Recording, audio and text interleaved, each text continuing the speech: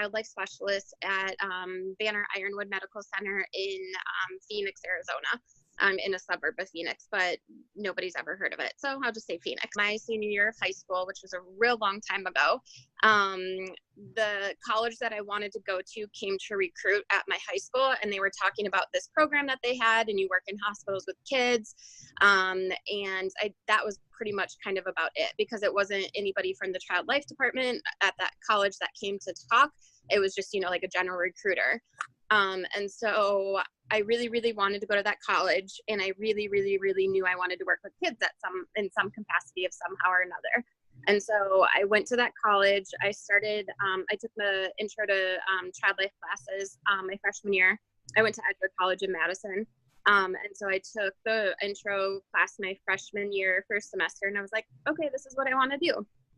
So at that point in time, I think there was 8 classes that we had to take. And it was basically took 2 years. So you took 2 each semester.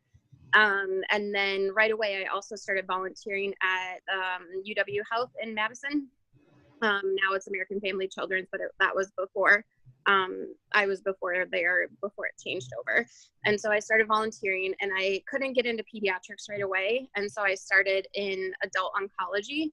And I was only there for maybe 3 or 4 months, and then I was able to switch to pediatrics. And so the whole time I was in college, all 4 years, I also volunteered at American Family Children's. This was also back when you didn't have to do a practicum or anything like that. Things have, changed throughout the years, because I'm old and I've been in it a long time. I did a practicum, but it wasn't really standardized or anything to that effect. And I did that at American Family. It was more or less observation, and I don't think I even had to do an assignment or write anything or anything to that effect. It was very general and vague. So when I was at American Family, or not American Family, UW Health, now it's American Family, I volunteered everywhere. I volunteered in the PICU, Gen Peds. I was a float volunteer. I don't think I volunteered in the ER. But I was kind of all over: infant, toddler, school age, adolescent, playrooms, bedsides, kind of all that sorts of stuff. I also in college volunteered with Big Brothers Big Sisters. So I had a little sister for 2 years, I think. And that was just, good experience to get experience with a kid for normal development and not hospital development. I think that's how I got started. So again, I went to Edgewood. I graduated in 2005 with my bachelor's in child life education and a minor in psychology. Prior to graduation, I did an internship at Yale New Haven Medical Center in Connecticut. And there my internship was just Gen Peds. Half of it was infant, toddler, and then half of my internship was school age adolescent, just general inpatient pediatrics. So I kind of didn't really get a huge, big, wide variety of experiences in my internship. So I decided to try to apply for a fellowship. And in the meantime, I had moved back to Wisconsin because I finished my internship and then I graduated and all that stuff. So I applied to fellowships all over the United States, and I got one in New York. So I did a fellowship for 6 months. It was part-time, and it was in a Gen Peds unit and then a PICU as well. And the PICU was kind of connected to a special needs hospital, basically a nursing home for kids with super special needs and medical complications, and all the kids had trachs and G-tubes and vents and super special needs and all that stuff. So I did my fellowship there for that was 6 months, and then right after that I got offered a job in New Jersey. So I was living in New Jersey but working in New York. But then I got a job offered in New Jersey, and I started a child life program in a pediatric ER out at a hospital that had never had child life in the ER. Oh, wow.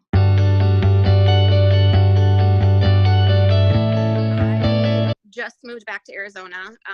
Like I said, I'm originally from Wisconsin, so I went to school at Edgewood, and then I moved to Connecticut, I moved to New York, and then I was out in New York for 4.5 years, New York, New Jersey for 4.5 years. That position was a grant funded position, so I knew I had a job for at least 3.5 years, something to that effect. And luckily, I was kind of applying for jobs anyways, because that 3.5 year mark was coming up. And so I applied for a job in Tucson, Arizona, because I had friends out here, and I was like, well, it's just, a change of pace and all that stuff.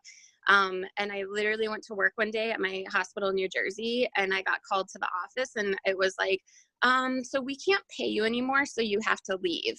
And I was like, okay, great. But luckily I had this other job in Tucson lined up. So I moved out to Tucson, and I worked there for like a year and 9 months. I wasn't a huge big fan of Tucson, especially coming from living in New York. First 6 months, I was 2 days a week. I was in surgery, in pre-op, and then the other 3 days I was in HEMOC, inpatient and outpatient. But I only did that for 6 months. And then after that, I went back to the ER. So that ER was a level 1 trauma center.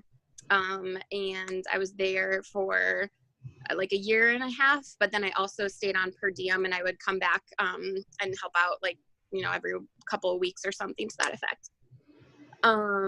So after Tucson, I moved to Phoenix, and I was in a hospital in Phoenix called Banner Thunderbird. And there I was in the ER for 4 years. They were not a level 1 trauma, but we were crazy busy. We were 14 beds, I think. And I was the only one there past 5 p.m. And so a lot of times I would get called to like the inpatient unit or PICU or surgery or anything like that to kind of help kids and help them cope and deal and understand with what's going on and what's going to happen. So after 4 years of the ER, I went and did a year in Gen Peds, PICU, and surgery. And then I decided I wanted to move back to Wisconsin.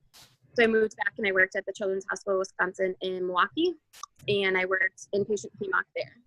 And I learned very quickly that I'm not a huge big fan of inpatient HEMOC. That's not the job I accepted when I moved there. I accepted a position in surgery, and then I was switched a day before I started there. And so it was hard and challenging, and it's something I learned a lot in doing. And it was really hard to go from working outpatient for so long and then going to inpatient where these kids like lived there for months and months. So it was a huge, big challenge. It wasn't my favorite, and I hated snow and I hated cold.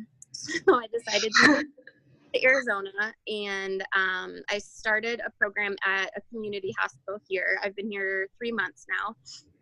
They've never had child life in the hospital ever before. We don't have an inpatient pediatric unit yet, but they are within the next year going to build one.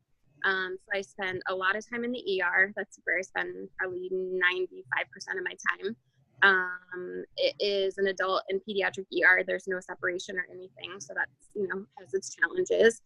And then I also cover surgery, which we only do outpatient surgeries on kids 3 and up right now. But once we get an inpatient unit, that will change. And then I help out in radiology, but usually those kids are kids that come from the ER. Okay. That's what I'm doing now. I also still volunteer with Big Brothers Big Sisters. I had my little sister when I was out here before I moved to Wisconsin, and then we rematched when I moved back. So her and I have been matched like a total of like 3 or 4 years. And then I have also volunteered on 4 missions with Operation Smile.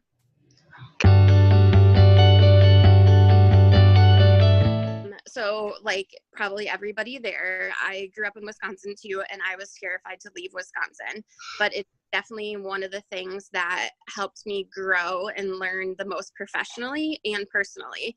It helped me to learn a lot about myself and about what I'm capable of doing. And it also gave me a lot of independence too. So if you are scared to apply outside of Wisconsin, don't be. It is going to be hard, but it's only going to be, 4 months of your life. And it's going to really, really help you personally and professionally. So that's like my number one thing. Because like I said, I was terrified. I was like, I don't want to leave Wisconsin. Like, I'm going to live here for the rest of my life. But now, like, having been outside of Wisconsin and having all the experiences I've had, I like wouldn't change it for, anything in the world. So that would be my number one thing. My number 2 thing would be to volunteer as much as you can. I remember, like I was, on committees to pick interns, and I've, supervised volunteers all throughout my 12 years as a child life specialist and all that stuff. And one thing we always really looked at was your guys' experience with hospitalized kids, but also like well kids too. So big brothers, big sisters, you know, like a domestic violence shelter, something to anything to that effect that can get you the experience would be super, super helpful. One thing that I've also done professionally is I've created a portfolio that I keep up to date on. And that was something when I was in school, like we didn't really like focus on that at all. But if that is something you can do, especially for your undergrad or grad school, to have one specific for that, but then also when you start as a professional to also keep a portfolio.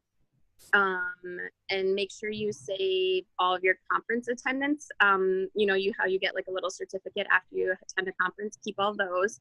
How many times I've looked back and been like, oh yeah, I went to that, or this is the date, or, you know, whatever, especially when you're certified and have to keep up on your PDH hours and stuff. So do that. In the portfolio also like document with pictures if you can. Obviously, you know, if you're working with hospitalized kids, like you have to get parental consent and like all that stuff. But if you're able to take pictures, that goes a long way too. Like if I made a bulletin board, I'd take a picture of it. If I, you know, made a Word document, I would print that Word document and put it in my portfolio and stuff like that. So make sure you have documentation to support what you've done. And then I think the last thing is just get out there and try to network. Child life is such like a small field. Like when I moved to New York, like people like I worked with in New York and New Jersey, like new people that I trained with or volunteered with in Wisconsin, you know? So like, even though you don't necessarily think like it's somebody that you may know, like chances are like there's somebody that possibly knows that person. Like I know people in Florida and New York and Arizona, Wisconsin, like all over the place, California and all that stuff. So if you can get out there and network within the child life field and just kind of put yourself out there, that's going to help a lot too.